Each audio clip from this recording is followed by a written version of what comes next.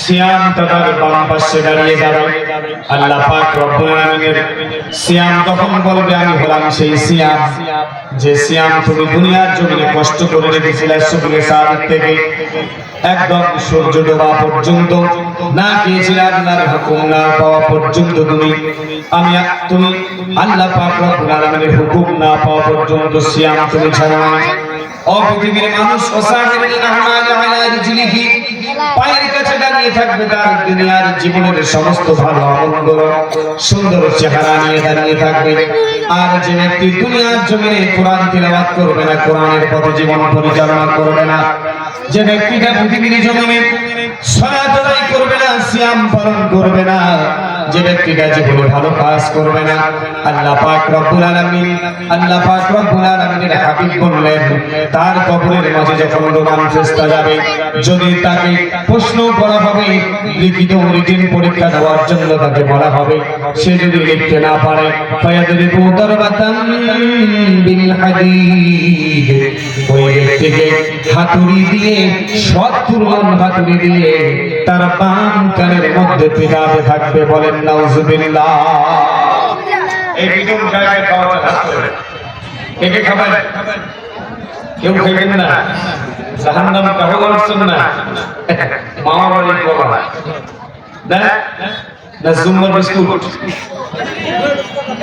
মসজিদের biscuit cycle দেবে।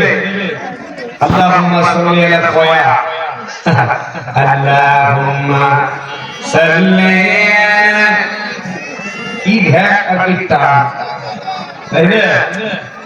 এই যে কিয়াম সেই রকম এখন খারাপ কাউ করতে করতে নাচে আছে, ঠিক আছে? নাচে আছে মারাত্মক কথা, এরকম ধরনের জীবনে দেখি না, মারাত্মক অবশ্যই।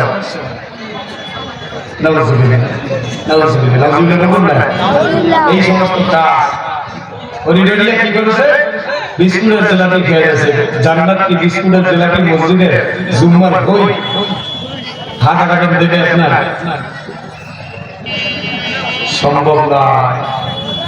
সালাত আদায় করবেন না, দ্বীন মানবেন না, ইসলাম মানবেন না, ইসলামের বিরুদ্ধাচারণ করবেন সারা জীবন, সারা জীবন এখন এসে গেলেন মানে সারা জীবন ইসলামের বিরোধিতা করেছে, শেষ পর্যায়ে যখন এসেছে, শেষ পর্যায়ে জীবনের শেষ আর হয় না, তখন করেছে বাকি জীবনের জুম্মার করে দেন। আল্লাহ কি পাবে না? হ্যাঁ, 60 বছর বয়স পর বাংলাদেশের সরকার নেয় না, রিজেক্টেড মাল বানিয়ে বসে থাকে 9 টাকা দিচ্ছি খাওয়ার জন্য, ঠিক আছে? ঠিক। আর আল্লাহ দিকে আপনারা পাগলা হিসেবে না। সম্মানিত ভাইরা, এই কাজগুলো করতে হবে। 1 নাম্বার আল্লাহর ইবাদত করতে হবে। আল্লাহর ইবাদত কি? আল্লাহর সালাত আদায়, আল্লাহর কোরআন তিলাওয়াত, আল্লাহর সিয়াম পালন, মানুষের ভালো কাজ করা, পৃথিবীর জন্য দিন প্রতিষ্ঠার আন্দোলনে শামিল থাকা।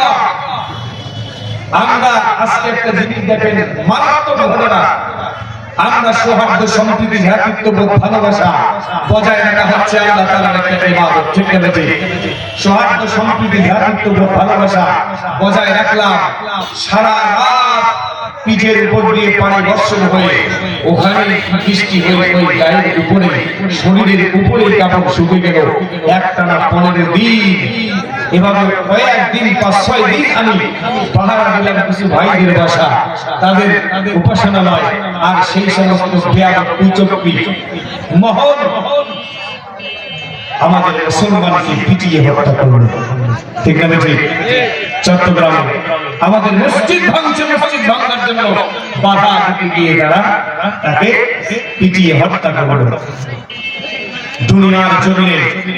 দুনিয়ার জমিনে কাফের মুশরিক যারা আল্লাহর সাথে অন্যকে শরীক করায়, যারা মুশরিক, এদের মতো উগ্রবাদী পৃথিবীর জমিনে আর একটা জাতীয় নাই, এদের মতো বেয়াদব জাতি আর একটাও নাই। এদেরকে আপনি যত মাথার উপরে চড়াবেন, এরা আপনার মাথার উপরে চড়ে আরো নাচবে বেশি করে, ঠিক আছে? এরা নাচবে আরো বেশি করে। আবার আমাদের দেশে একটার পর একটা লুট করে খাইতে গেছে সবকিছু ধ্বংস করে দিল। ওরা একটার পর একটা এক একবার এক এক চেহারা নিয়ে হাজির হচ্ছে। ঠিক না ঠিক? এক এক চেহারা নিয়ে হাজির হচ্ছে। লাভ নেই, লাভ আছে? লাভ নেই। এবার পূর্ব দিগন্তে নারায়ণগঞ্জ গোপালগঞ্জে সূর্য উঠেছে, পাসার বাজারে জনগণ এক চুল পরিমাণ সার দেবে না।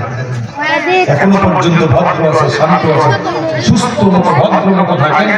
দেশটাকে গড়ানোর জন্য সকলে মিলে চেষ্টা করেন।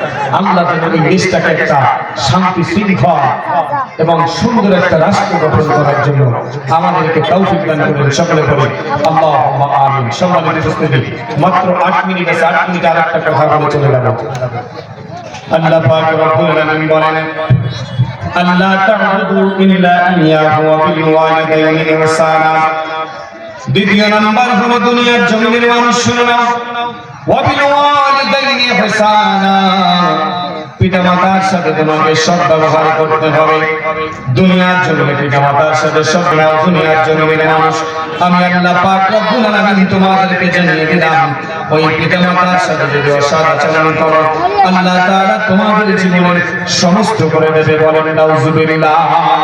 ও পৃথিবীর মানুষ একটাবার চিন্তা করেন, যারা তোমরা মাতৃগর্ভে ছিলে, ও যুবক একটাবার চিন্তা করো যে মায়ের গর্ভে ছিলে তুমি, তোমার যখন 7 মাস বয়স হয়েছিল তোমার মায়ের গর্ভে, ওই মাকে তুমি কত বড় কষ্ট দিয়েছিলা। তুমি একটাবার কি কখনো চিন্তা করেছো ওই মা তোমার জন্য কত কষ্ট করেছে? আপনি যদি মেডিকেল সায়েন্সকে জিজ্ঞাসা করেন, মেডিকেল সায়েন্সকে জিজ্ঞাসা করেন মাতৃগর্ভে সন্তান কেমন করে বাড়তে থাকে, মেডিকেল সায়েন্স আপনাকে সুন্দরভাবে উত্তর দিয়ে দেবে।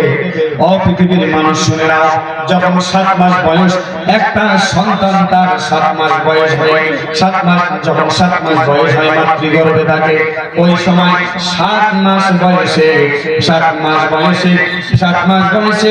ওই সন্তানটা 10 ইঞ্চি বেড়ে যায় পেটের মধ্যে। বলেন সুবহানাল্লাহ। যদি বলেন 10 ইঞ্চি কেন বাড়ে? সন্তান যখন দুনিয়ার জমিনে জন্মগ্রহণ করে তখন তো দেখা যায় 18, 19 অথবা 20 ইঞ্চি দেখা যায়। এত কম কেন 10 ইঞ্চি কেন?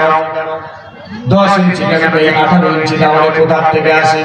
এবার মেডিকেল সায়েন্স আপনাকে বলে দেবে পৃথিবীর মানুষ শুনে নাও, যখন একটা সন্তান 11 ইঞ্চি হয় তখন তার পাটা মায়ের কলিজার সাথে সেট করে দেওয়া হয়। সুবহানাল্লাহ বলবেন না? মায়ের কলিজার সাথে সেট করে দেওয়া হয়। মায়ের কলিজার সাথে যখন সেট করে দেওয়া হয় সন্তান 10 ইঞ্চি বড় হয়, মায়ের বাচ্চা তৈরিটাও 10 ইঞ্চি বড় হয়, মায়ের বাচ্চা তৈরিটাও 10 ইঞ্চি।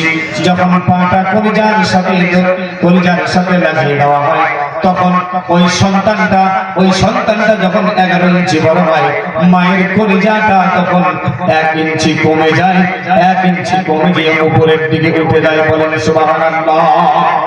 এমনই ভাবে যখন সন্তান 12 ইঞ্চি বড় হয়, মায়ের কলিজা তখন 2 ইঞ্চি ছোট হয়। সন্তান যখন 13 ইঞ্চি হয় তখন মায়ের কলিজা আরো 3 ইঞ্চি ছোট হয়ে যায়। এমনই ভাবে সন্তান যখন আস্তে আস্তে বাড়তে থাকে 18 ইঞ্চি হয়, মায়ের কলিজাটা এমনই ভাবে কলিজাটা উপরে চলে আসে। বিজ্ঞানকে বলা হলো অবিজ্ঞান। শোনো, আমি কি আমার মায়ের কলিজার মধ্যে আঘাত করি নাই, লাথি মারি নাই? সঙ্গে সঙ্গে বিজ্ঞান বলে দেয়, ও দুনিয়ার জমিনের মানুষ শুনে নাও, 7 মাস থেকে 10 মাস বয়স পর্যন্ত দুনিয়ার জমিনে আসা পর্যন্ত ও যুবক একটাবার খেয়াল করো, তোমার মায়ের মাতৃগর্ভে কলিজার মধ্যে তুমি 1 বার নয়, 2 বার নয়, 3 বার নয়, তুমি কলিজার মধ্যে 4500 বার লাথি মেরেছো। কতবার? 4500 বার লাথি মেরেছি। আর 4500 বার যদি সবচাইতে ছোট লাথিটা বিজ্ঞান বলেন সবচাইতে যেটা ছোট লাঠি, একদম ছোট লাঠি কম কষ্ট হয়েছে, ওই লাঠিটা যদি তুমি তোমার বাবার কলিজার মধ্যে মারো, সঙ্গে সঙ্গে তোমার বাবার কলিজা ফেটে দুনিয়ার জমিনে মারা যাবে। আপনি যদি জিজ্ঞাসা করেন ডাক্তার বাবার কলিজা কলিজা, মায়ের কলিজা কলিজা, ডাক্তার এবার বলে দেবেন, ডাক্তার এবার বলে দেবেন, মেডিকেল চিকিৎসা বিজ্ঞান এবার বলে দেবেন বাবার কলিজা মায়ের কলিজা যখন আমরা পরীক্ষা করে দেখেছি, গবেষণা করে দেখেছি, ঠিক সেই সময় বাবার কলিজায় লাথি মারলে যেমন ভাবে বাবা দুনিয়া ছেড়ে চলে যাবে ব্যথায়, মায়ের কলিজায় আমরা যতগুলো লাথি মারি, যতগুলো লাথি মারি, ওই ব্যথা যত বেশি বৃদ্ধি পায়, যত ব্যথা মাতৃগর্ভে একটা সন্তান দেয়, সবচাইতে যত বেশি ব্যথা যে সন্তান দেয়, ওই সন্তানের উপরে আল্লাহ পাক রব্বুল আলামিনের তার বান্দির তার মায়ের সবচাইতে বেশি মায়া বাড়ে। বলেন সুবহানাল্লাহ। বড় সন্তান যেটা হবে সুবহানাল্লাহ, সর্বপ্রথম যে সন্তান হয় এই সন্তান হওয়ার সময় মা সবচাইতে বেশি কষ্ট পায়, ঠিক না বেঠিক? জেনে বলেন ঠিক কিনা? সবচাইতে বেশি কষ্ট পায়, কিন্তু ওই বড় সন্তানের মতো বাকি সন্তানকে মা কিন্তু বেশি ভালোবাসে না, ঠিক কিনা? জেনে বলেন বড় সন্তানকে বেশি ভালোবাসে না, বড় সন্তানকে বেশি ভালোবাসে। ভাইরা আমার, বিজ্ঞান বলে দেন দুনিয়ার জমিনের মানুষ মাতৃগর্ভে মায়ের থাকা অবস্থায় আমরা লাথি মেরেছি 3.5, আমরা লাথি মেরেছি 4.5 বার, তার মধ্যে 3টা লাথি সবচেয়ে বড় জোরে মেরেছি যখন আমরা আমার মা যখন ডেলিভারি হয়, আপনি আমি যখন দুনিয়ার জমিনে আসবো, ঠিক আসার কিছুক্ষণ পূর্বে আমরা 3টা বড় বড় লাথি মেরেছি। 3টা বড় বড় লাথি মারার সময় আমাদের অবস্থা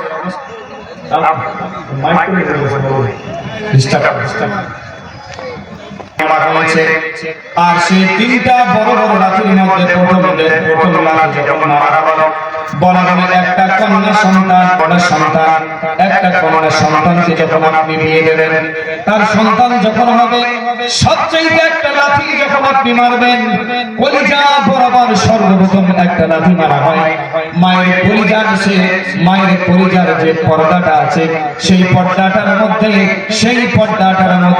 53টা পর্দা সঙ্গে সঙ্গে ফেটে যায়। 53টা পর্দা ফেটে যায়, ফেটে যাওয়ার সাথে সাথে জলে কষ্ট দেওয়া যাবে, আমাদের মাকে কষ্ট দেওয়া যাবে না। এজন্য আপনাদেরকে বলবো, আসুন আমরা আল্লাহ তাআলার ইবাদত করি এবং পৃথিবীর জমিনে পিতামাতার খেদমত করি। যদি আমরা আল্লাহর ইবাদত এবং পিতামাতার খেদমত করি, তাহলে আল্লাহ তাআলা আমাদেরকে দুনিয়া এবং আখিরাতে পৃথিবীর জমিনে আল্লাহ তাআলা আমাদেরকে সফল হিসেবে কবুল করবেন। দুনিয়াতেও আমাদের জীবন সাকসেসফুল হবে এবং আখিরাতের ময়দানেও আমাদের জীবন সাকসেসফুল হয়ে আল্লাহ তাআলা আমাদেরকে জান্নাত দান করবেন। সকলে বলি আমিন। আল্লাহ তাআলা আমাদের সকলকে এই দুনিয়ার জন্য ইবাদত এবং পিতামাতার খেদমত করার তৌফিক দান করুন। সকলে বলি আল্লাহুম্মা